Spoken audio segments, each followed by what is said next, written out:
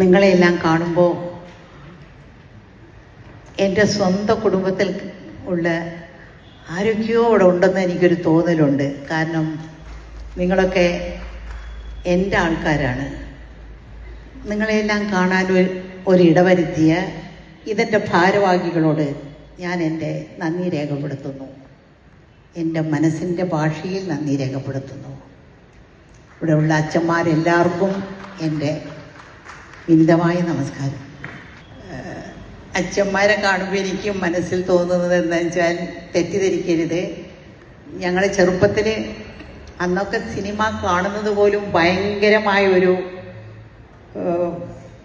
ഭാവമാണ്. എൻ്റെ അച്ഛന് ഭയങ്കര എതിർപ്പായിരുന്നു സിനിമ എന്നുള്ള കാര്യം. അപ്പം അച്ഛൻ എവിടെയോ പോയിരുന്ന സമയത്ത്, എൻ്റെ ഫാദർ എവിടെയോ പോയിരുന്ന സമയത്ത് ഞാനും എൻ്റെ അമ്മയും കുറച്ച് എൻ്റെ സഹോദരിമാരും എല്ലാവരും കൂടി ആ കാലത്ത് റിലീസായ കണ്ടം വെച്ച കോട്ട് എന്നൊരു പടം കാണാൻ പോയിരുന്നു.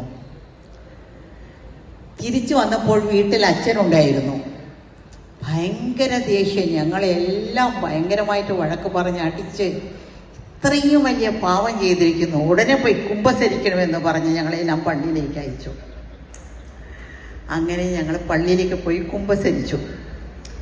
അവിടെ ഒരു ഫാദർ, ആഹാ ഇത്ര വലിയ പാവമാണ് ചെയ്തിരിക്കുന്നത്, എന്നാൽ മുഴുവനായിട്ടൊരു ഒപ്പം എത്തിക്കണം എന്ന് പറഞ്ഞു. ആ ഷീല ഇന്ന് 10-60 കൊല്ലങ്ങളായിട്ട് സിനിമയിൽ അഭിനയിച്ചുകൊണ്ടിരിക്കുന്നു. ഇന്നത്തെ കാലം മാറി, എല്ലാം മാറി.